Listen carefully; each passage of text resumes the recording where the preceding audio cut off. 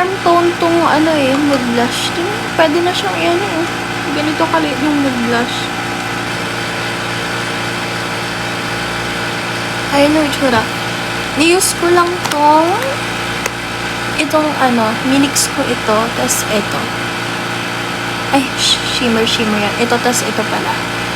So, parang light pinkish-ish siya. Okay, next. Sorry.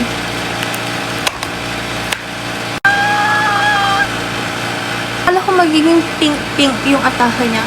Pero ito siya, yung nasa taas. Tapos ito yung Bare and Bliss. Ito yung pinakagamit ko ngayon. Okay lang, pag-bet ko mag-red. Hi. Bumili ulit ako ng new blush. Kasi feel ko yung Choo Choo blush. I mean, bet ko naman siya. And,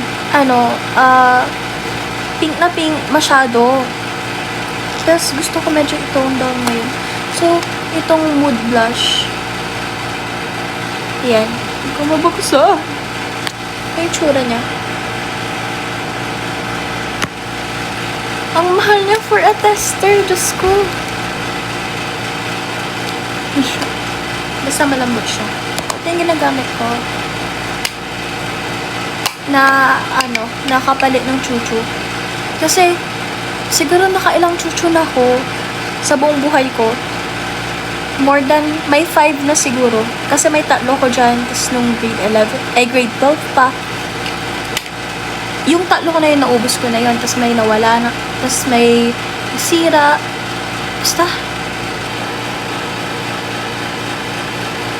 Medyo, as in, parang siguro mga 5% lang. Pero parang powder ko lang siya na nagbe-blend sa mukha ko. Nice. Balik ko. Glow tint. I like it.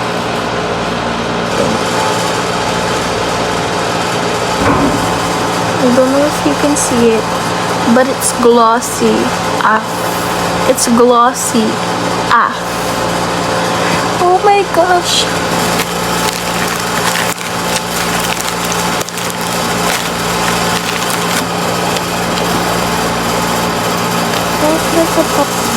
So tired. Bye.